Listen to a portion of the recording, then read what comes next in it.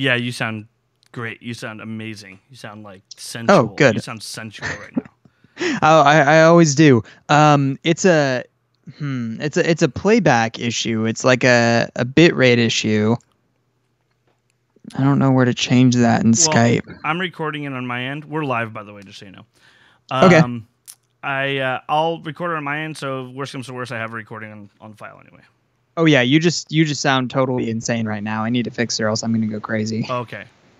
Do you think? It sounds like you're coming in through a fan, like that kind of status. I'm gonna see if it's on my end, just in case I'm recording my voice right now. I'm gonna listen to it. Yada yada yada. Testing. All right, let's listen. Yada, yada, testing, nope, I'm normal on my end. All right, I'm gonna turn my mic off real quick. Just give me a sec. Or do we want to hang up the call and redial just in case? Yeah, go ahead. Okay.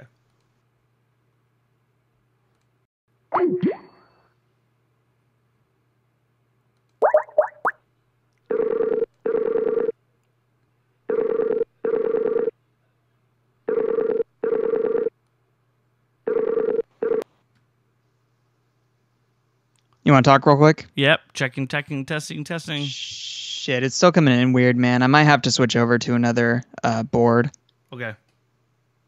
Yeah, sorry about that. I thought I had this figured out. How long do you think that'll take? Here, try talking again. Talking. I'm talking. I am talking right now. Talking. Testing. Talking. I'm saying words. I am saying words. I'm saying words. I'm saying words. Words are being said. Words are being said. Words are being said, and I'm talking out of my head. Words are being said. All right, go again. I just switched over my mic. Talking, and I'm testing. Sounds good to me. All right, cool. All right, let's get this started. Do you want me to record my side, or are you just doing the call recorder? Record your side just in case. I mean, well, record your side, and then I'll just use the recorder as a backup just in case. All right, sounds good. All right, I'm going to click record. And me too. All right, 1, 2. Okay. All righty. Yeah, we'll get right into it. Well, oh, no, not yet. Welcome to the Watch and Talk. I'm Dylan Shuck. And I'm Tyler Marchant from the Cynical Cartoons Podcast. In this bonus podcast, we're going to be reviewing Valerian and the City of a Thousand Planets. And you can hear all of our previous reviews at thewatchandtalk.com. Big shout out to our Patreon supporters. If you want to be a supporter of the show, you can go to patreon.com/thewatchandtalk. And big shout out to our premium supporters, Shakita, June, Endless Mike, and Kaka. Tyler, have you ever struggled with social media? I'll bet you have. Every single day of my life. Well, I have a solution for you. You can go to CoinCrack. All you have to do is go to watchandtalk.com/CoinCrack, and you can boost your social media presence. And big shout out to Ninth Link. Ninth Link designers are ready to listen to your business needs and create websites, applications, and email campaigns. Check them out at thewatchandtalk.com/ninethlink. How are we doing, Tyler? I'm doing all right. I mean, I didn't just see Valerian in the City of a Thousand Planets, so I've had a few days to, dwell in that stew of Valerian in the City of a Thousand Planets. How are you doing? To shake it off. Yeah.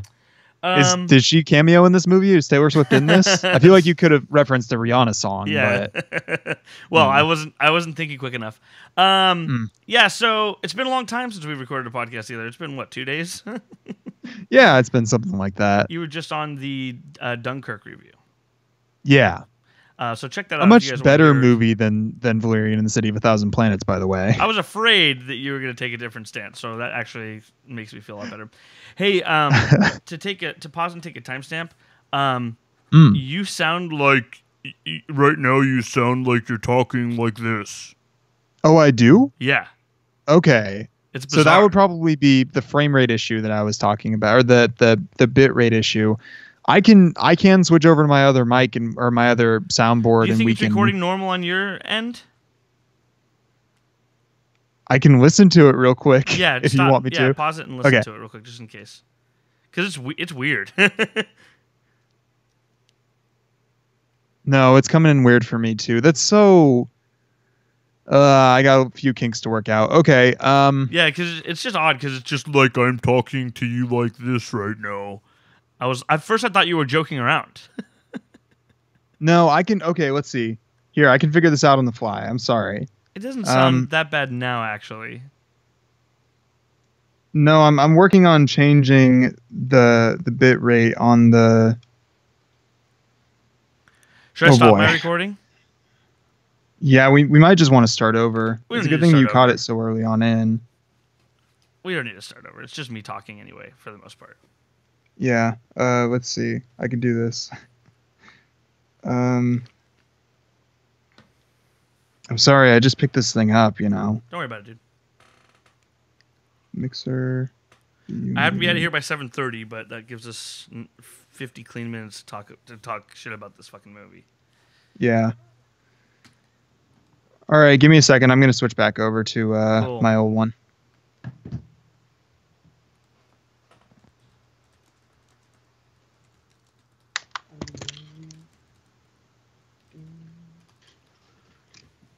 We got one secret listener right now.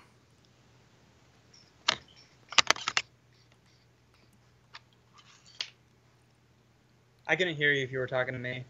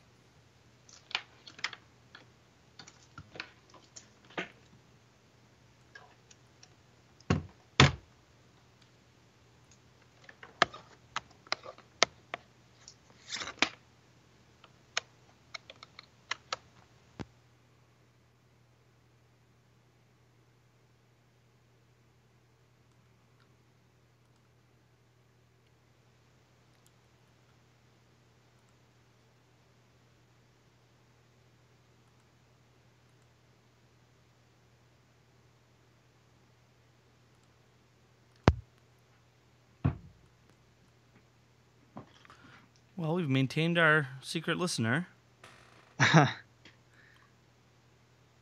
Okay, let's see. I'm getting there.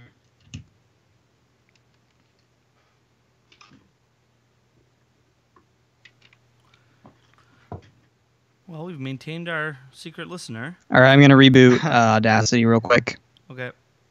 Okay. Let's see. I'm getting there. Testing. My levels are looking good. Well, we've maintained our secret listener. All right, I'm going to reboot Audacity real quick. Okay. Testing.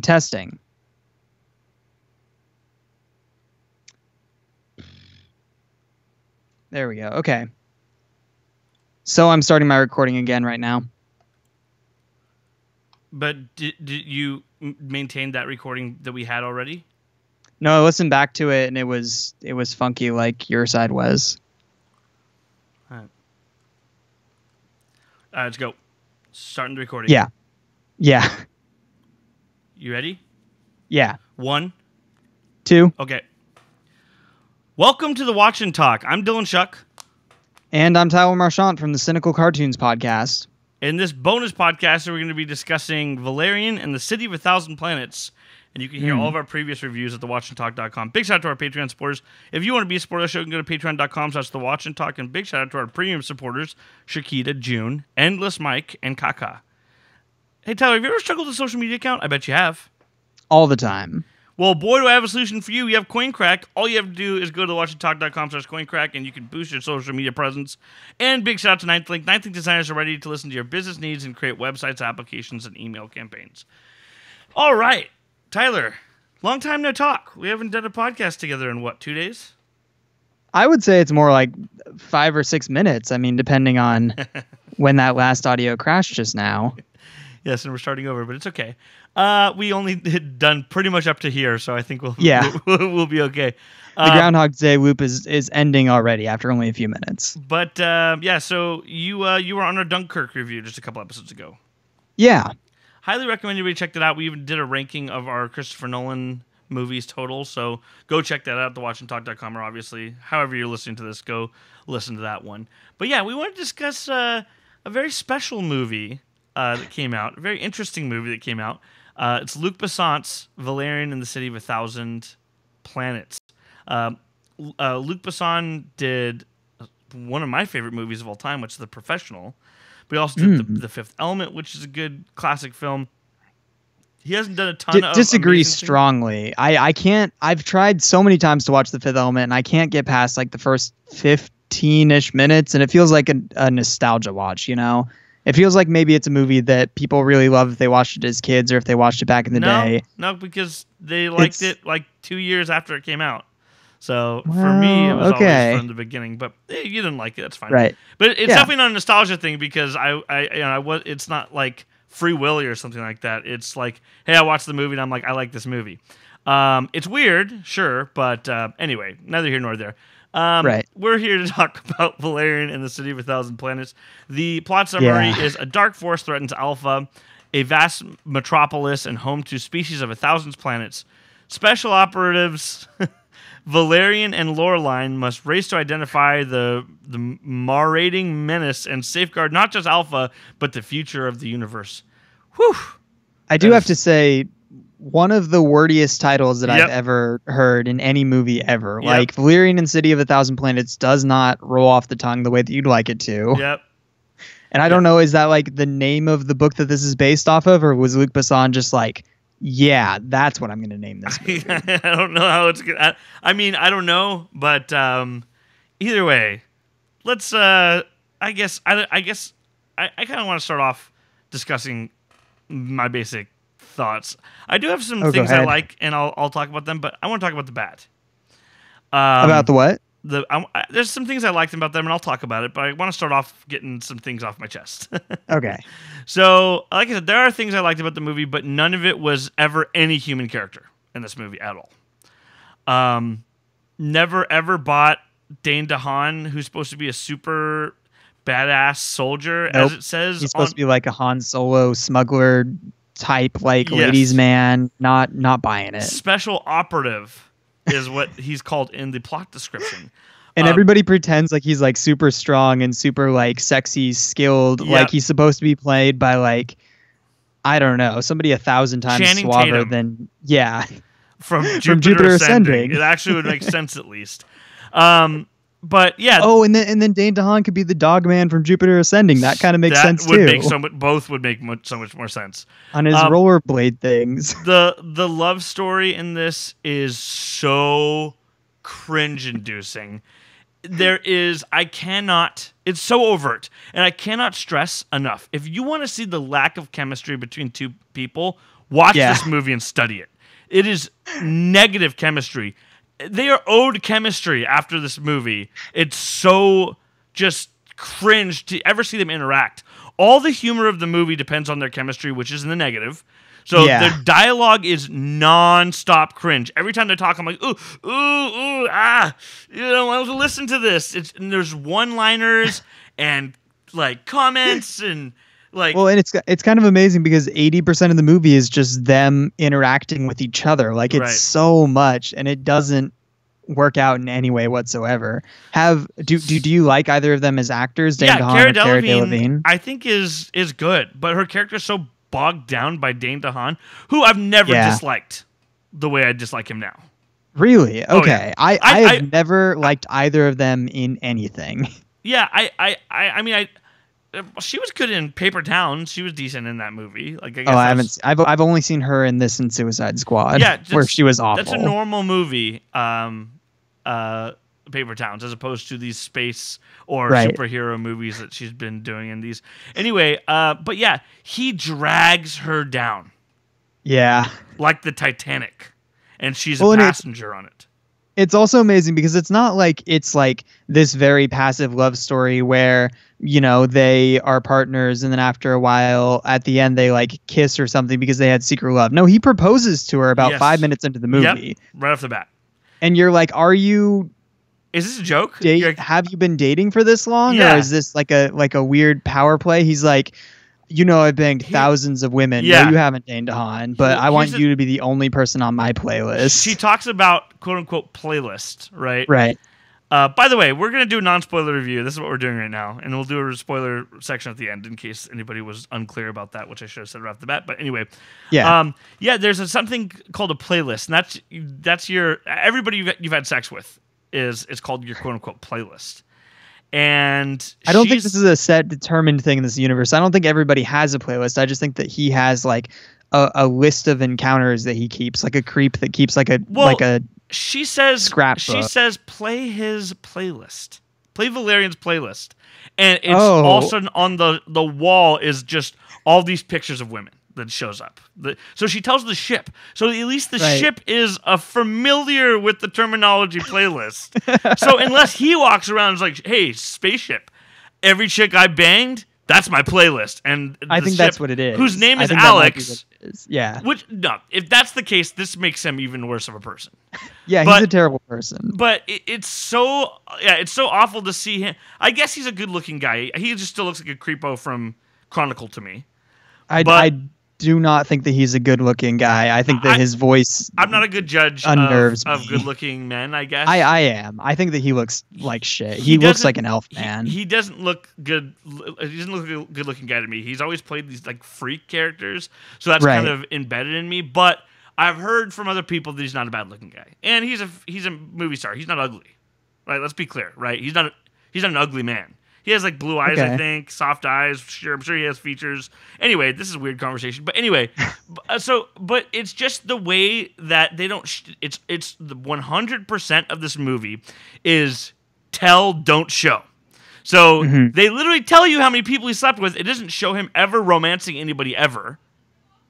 It shows him constantly hitting on Laureline, who's Cara Delevingne's character, but. It does show that he's a little bit of a ladies' man, because later on with Bubbles, he's a little bit like tempted to sleep with her, I guess. God. Or let's talk about that in spoilers, because is that really a spoiler? I wasn't going to talk. Okay, I have more to say about it. I just said I want to save that until spoilers. Okay. So that's Rihanna's character, right? Yeah, that's Rihanna. Okay. Yeah. Rihanna's in this movie, guys. That was in the trailer, though. Anyway, so let's talk about things I liked. Okay, because I enjoyed this movie. It's a massive piece of shit. This is my favorite good bad movie of 2017. I saw Transformers 5 in theaters. And I wanted to leave the theater. I wanted to leave the theater. No, yeah, you messaged me that and you told me that. Yeah, which means I was on my phone in the empty theater. By the way, I was also at an empty theater. I fucking loved every second of this movie. I love that it's a $175 to $250 million budget movie. It's sort of unclear a little bit online. That's only made back $22 million so far. That kind of fucking floors me. I think that's really funny. Yeah, I don't know what they were thinking was going to happen with this, but let me talk about some of the things I liked.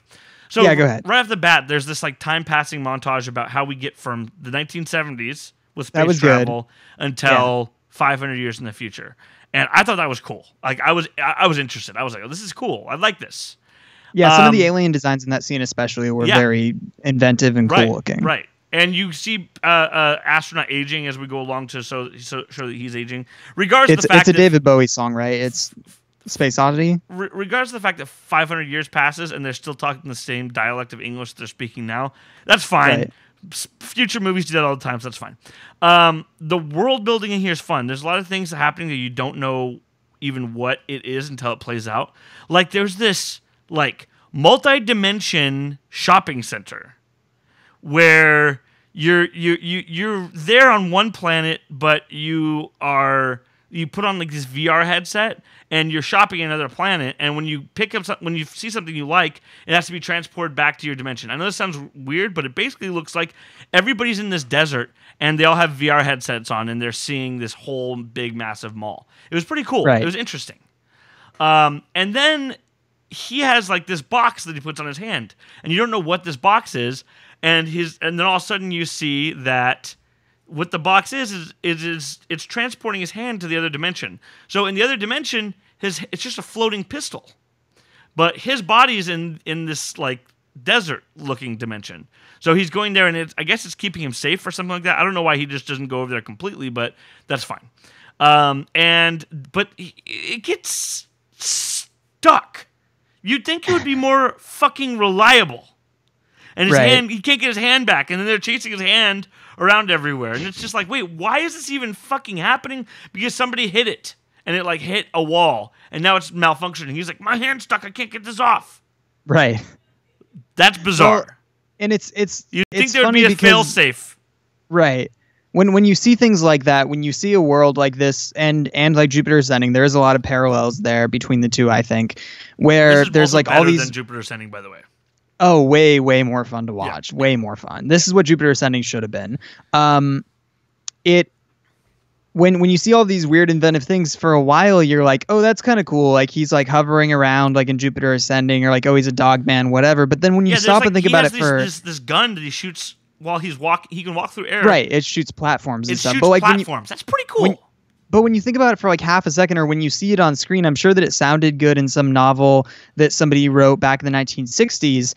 It just looks so funky, and like it's hard to like conceptualize. So like you just kind of like don't really care about anything on screen because none of it looks very grounded in any sort of reality. Well, also, why doesn't he always shoot the platforms?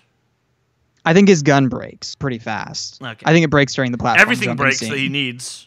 Yeah, and I think that's a part of this universe. I think the fact that everything's kind of dirty and everything kind of breaks down is sort of a Star Wars-y kind of thing. Like I like that it's not, like Star Trek's a very clean universe and a lot of things based around being a lived-in place, which this kind of feels lived in. Yeah, sure. I agree. There's also a thing where like they can shoot a dart at an alien and it hits the dart and then all of a sudden somebody's controlling them with a VR headset. That was cool.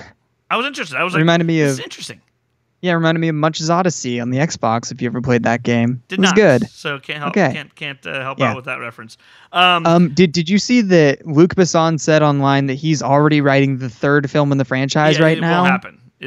No, absolutely not. He's basically writing fan fiction right now. Because he's already finished the second one. He said, "I've already finished the second one. It's ready to go. I'm working on the third." And it's like, you know why this is fan fiction? Really getting ahead of your dude. He's the only fan of this fucking movie. It feels like Valerian feels like something sort of like John Carter a little bit, right? Where it's based on something that was written 60 years ago, which was super important and influential at the time. But so many people have drawn influence from that it's now become like this weird, redundant, like derivative kind of thing. Like it feels like the Phantom Menace, which is not where you want to be in 2017. Without a Darth Maul lightsaber battle. Yeah, I mean, a lot of people said about the prequel movies, like, if Phantom Menace wasn't a Star Wars movie, people would have liked it. People just didn't like it because it was a Star Wars movie. I think this movie proves them completely wrong. Yeah. Like, it's the same thing. It's like the goofy-ass aliens. Like, there's... I would watch Phantom Menace 17 times again before watching this, though. Yeah, because it has that Star Wars brand nostalgia to it. But, like, if this was made in 1999, would people have liked it more? If this was made with like practical effects and stuff, I think I would have enjoyed it. It could be like it feels like a funky 80s movie. I think Darth Maul would be cool in any universe. There's nobody half as cool as Darth Maul. Not even half. There's nobody. Duel of the Fates is a good song in any universe. Yeah, exactly. There's nobody that's 10% as cool as Darth Maul is in this movie. But there's a lot of non-human characters that I liked in this, or I was interested, or beings that I was interested in. There's the what the plot summary should tell you is there's a alien humanoid species that gets wiped out, and some of them survive. Their planet gets destroyed. Some of them survive, and they are basically trying to they're trying to find out why they were wiped out. And Valerian inadvertently gets set into motion on helping them in this. That's really what it should be talking about, but that's because that's the plot of the movie. Here's another thing that I thought was really cool: the City of 1,000 Planets, like they tried to explain in the plot summary, is it's basically a space station, right? How right now we have, I know you know, but for the listeners at home that haven't seen it, right now we have the International Space Station that has some pieces built by Russia, some pieces bought by China, some pieces made by the United States. And then it made it clear at the beginning that we see different nations combining together and working on something. And then all of a sudden aliens come and start adding to it. Before you know it, the thing becomes so massive, the International Space Station becomes so massive over 500 years, the gravity starts to affect Earth. So they have to send it away. And that's what the City of 1,000 Planets is. It's thousands of different species combined together to create it all together. So it's a lot of different culture, a lot of different beings from all over the place. At one scene of this, he's barreling through it. And he's going through walls, and he's going through water out of nowhere, and he's going through all these different things in it. And it was lively, and it was exciting, and it was probably the coolest part of the movie. I mean, the exposition to get us there, though, it's the show don't tell thing. They had to, like, take us around on a tour through the City of 1,000 Planets and show us this is the water district, this is the desert district, this is blah blah blah, and it's like, find another way to do that, guys. I don't mean to compliment it by saying it's the best part of the movie. Right. I mean, some of the action sequences here are pretty good. Oh man, but it definitely hurts it that Dane DeHaan is doing them. Yes. Like, it could have been any other 20-something-year-old dude. I don't know. There's a scene where these soldiers are struggling with their machine guns to take on these robot assassins, and Dane DeHaan is running around, jumping off walls, getting one-shot kills with a pistol on them. There's no tension in that scene at all. Right. Because of that. There's also this mystery that's happening, so uninteresting. Never interesting. The reveals are never satisfying. This is simply a bad movie. It's a super, super predictable movie, too. You know every step of the way what's going to happen. There's nothing except for one moment in the middle that we'll talk about later. The quote-unquote villain, they tried to, like, show us a scene of them doing something bad, and somebody's, like, covering them up so you don't know who it is, but you hear their damn voice. This is no secret. We saw the chisel of their jaw and their voice. We know who it is, you idiot. You think that you're smarter than us? Like, we don't have to be smart actually at all. We just have to have eyes. We just have to have ears or eyes. If you have either of those with this movie, you'll be able to predict it. If you don't, you're going to be surprised when you find out the big reveal if you're Helen Keller. And it kind of sucks that they put so much money and work into making such an inventive world and they don't do anything interesting with it narrative-wise. You know, it's like so hacky the whole way through, which just, I don't know, it kind of bummed me out. Like, I will watch this 1,000 times on Blu-ray. I'm going to buy it and I'm going to show it to all my friends that like good, bad movies, but... Did you watch The Circle yet? I have not watched The Circle yet. I've been trying to get people to watch it with me. Yeah. Yeah, you should watch it with somebody. You should watch it with somebody. You think it's going to be a good group movie? Yeah. If it's going to seem like a normal movie for the first, like, 45 minutes of it. And then all of a sudden, it's just somebody's gonna start cracking up, and then before you know it, it's a mess. But anyway, besides that, it's the alien species that I was talking about that gets wiped out. They are very interesting. I was interested every time they were on screen. I was interested in this like story that explained how they got to where they get when we meet them later in the movie. All interested in that. Unfortunately, Dane DeHaan's around and ruins that. Well, I will just say I did like their design, and I like the design of some of the robots, but a lot of the character designs of the aliens in this movie, I mean, a lot of them were just designed to be like awful, like Jar Jar Binks style characters. Like the three guys that all talk together all the time were like the worst. I hated them so much. I gotta tell you, I liked them. You liked them ironically, or you just thought that they were really funny? I was interested. Like, while they were talking, I never laughed. But I was interested. Right. I was interested in their design and what their motivations were, and we'll talk about that more when we get into spoilers because they kind of played a big role in the movie. I saved my notes on that for a spoiler section. Anyway, let's wrap this up and switch to spoilers. For me, God, you don't need to see this movie. If you're going to, you might as well go see it in 3D while you can. But it's going to be out of your theater in like probably in 20 minutes. It'll be out of your theater, I'm sure, because. Theaters, when they're not making money on a movie, they don't keep it around. And this movie made $20 million on 10% of its budget back opening weekend. Right? Yeah, it didn't make a whole lot of money. I would definitely say go see a matinee, smoke a J and go see a matinee. Like, just go see this movie when nobody else is going to be in the theaters. Laugh your ass off if you enjoy bad movies. If you actually just like don't like shitty sci-fi movies like, Jupiter Ascending and The Phantom Menace, just don't see this. It's not worth your time if you're trying to watch it on anything other than an ironic level. It's really, truly terrible. So what's your grade for it?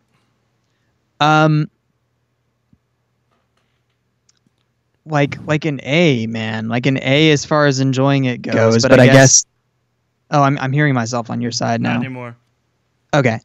I mean, as far as enjoyment goes, I'll give it like an 8 out of 10. As far as actually being a movie, I'll give it like a 3. You got to give it a grade, my friend. You always do this. Is a 3 not a grade? No, it's not. Okay. D minus. D minus. You gave it a lesser grade than I did. Yeah. It's not a good movie, but as far as enjoying it goes, I'll give it a B plus. Then the grade should go higher than the D minus. I'm just saying that there's some cool designs in this. There was some compelling situations. Very few, but there was some. Sure. So for me, that's why I gave it a D plus. Right? Maybe even on the cusp of C minus. But the movie itself is awful, terrible. Yeah. But they succeed on some things. I hope that this incentivizes Hollywood not to make more movies like this. Like, I've known that this was going to lose a lot of money and be a piece of shit for like a year now, like ever since that first trailer hit, and I kept hoping against hope, like maybe it'll be good, but like I knew the whole time that it wasn't going to be. What about Hollywood to not make? Like what? Like this is its own property. That's what everybody always wants is new properties. Right, except that it's also based off of a pre-existing thing that they knew was going to make money, but okay. Sure. Not a franchise, but they wanted to make it a franchise. They wrote 3 movies. Right. I think that if Hollywood will take away anything from this movie, spend less on movies. Make a bunch of $15 million, small sci-fi movies. Stop making $225 million movies, and stop casting Dane DeHaan in them. Please stop casting Cara Delevingne in them. She's awful, and he's awful. I disagree about her. You should see her in a normal movie. You just saw her in 2 bad Paper movies. Towns. Yeah, watch Paper Towns and see what you think about her. But those are the 2 movies that everybody will have seen her in. Like maybe people have seen Paper Towns, but aside from those, these are the 2 movies she's been in that had like a $200 million budget or more. So. Well, before seeing Suicide Squad, I was already very familiar with her. So you and I had different experiences with her. Right. Anyway, let's switch over to spoilers. Where can people follow you on the internet, just in case we lose some people? Yeah, check me out at Twitter, on Twitter at Future Horse Pod, and my podcast is the Cynical Cartoons Podcast, iTunes, Google Play, all that stuff. And that's in the show notes too. For me, you can follow me at Shuckster. That's SCHUCKSTR. For the show, you can follow us at The Watch and Talk. You can email us thewatchtalk@gmail.com. Go to our website, thewatchandtalk.com, or go to our Facebook at facebook.com/thewatchandtalk.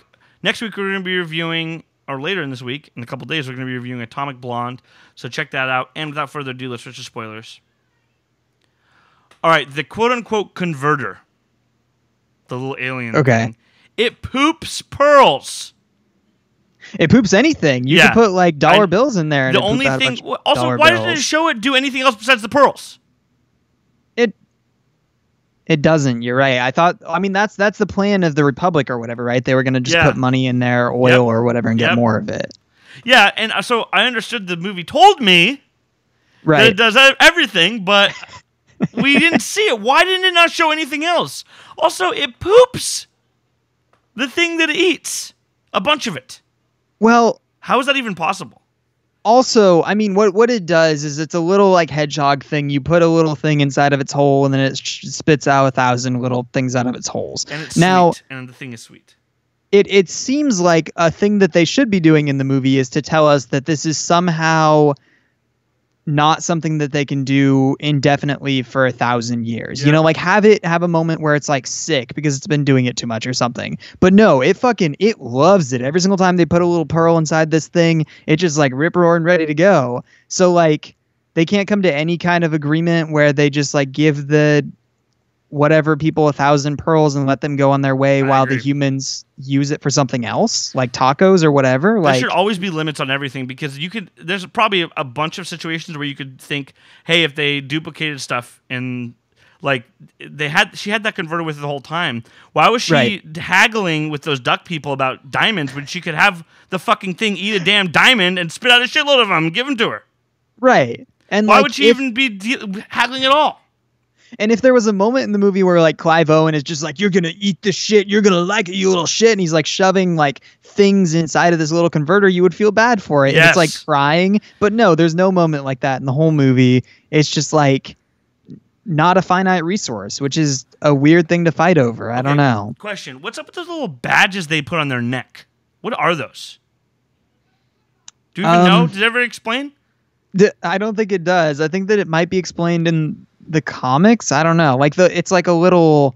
It looks like the thing that you put on droids in the Star Wars universe to shut them down. Yeah, like the protocol chips or whatever. Yep, I agree. So it was weird. Anyway, yeah, I like this gossip ducks thing. I know a lot of people won't, but I liked. I also liked how we thought that they betrayed them when they didn't. Like when they went to go talk to the commanders, and it looked like they were gonna sell them the same info, but they sold them different info. They sold them info on what Clive Owen did, right? I just didn't like them as characters. Like, I don't like anything in any movie where they're like, oh, these are the greedy, snibbly little glip-glopping aliens. Yeah. Like, they just reminded me so much of, like, Sebulba or, like, that gross-ass, like, Goblin King thing from The Hobbit. Like, it's just so... What they seem like is the aliens from Toy Story. Nothing can stop the claw. Yeah, a little bit, but, like, claw. It really depends on the universes something like that's in, right? Like, George Lucas has said a bunch that Jar Jar Binks, one of the most hated fictional characters of all time, is based off of Buster Keaton and Charlie Chaplin. And it's like, yeah, Buster Keaton and Charlie Chaplin are great, but like I don't want like Three Stooges bits in the middle of like Schindler's List, you know, just because it's great in one narrative doesn't mean that it needs to be in Valerian and City of a Thousand Planets. Look, for me, they stood out in a sea of a lot of boringness. I really like their design also. I was trying to pin down what their design is. And it was just interesting to me. It kept me engaged, and I was interested in hearing what they had to say. Also, the fact that if you kill one of them, all the information's useless. I thought that was interesting, and how they talk off each other almost like they're one being. But we don't need to talk about it forever. It's not like I loved them. I just was engaged. Let's talk about Rihanna. Okay. You were inside Bubbles. Another girl. Bubbles is her character. You were inside another girl that didn't teach you anything. It taught me something. Anyway, her death was so bad. It was so cringe. And her character was so blah. And her voice acting is so awful. She's a fine actress when she's pole dancing and performing because she's really good at that. She's a great performer. But her voice acting seemed like she was talking into a toilet paper roll.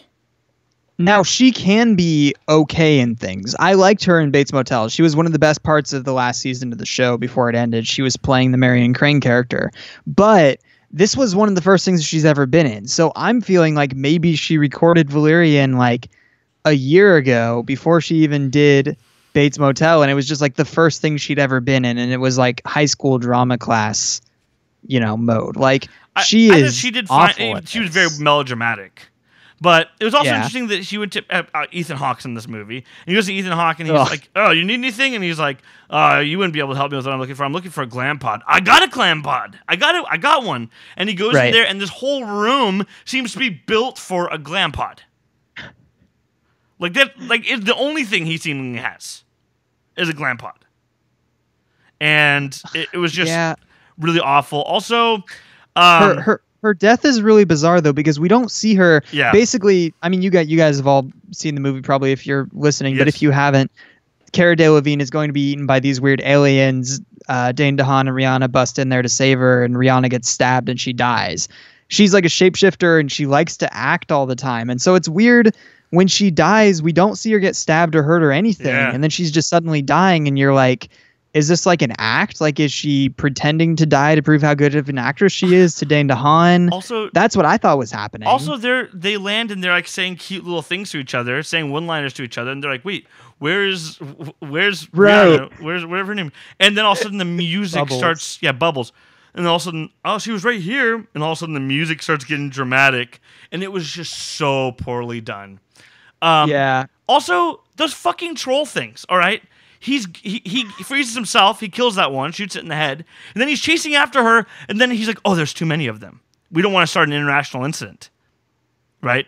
You're with me? These are the ones that were going to eat her head. Yes. Or these were something. Okay, right, yeah. Right, and then they have Cara Delevingne in the cage, and he's like, "Oh, I gotta hide behind this corner, right? Because there's like 7 of them there, right? Right. And he doesn't want to start an international incident, and he seems to be outmatched. Then he sneaks in, and what does he do? He slaughters them in the hundreds. How does that not start an international incident? Yeah.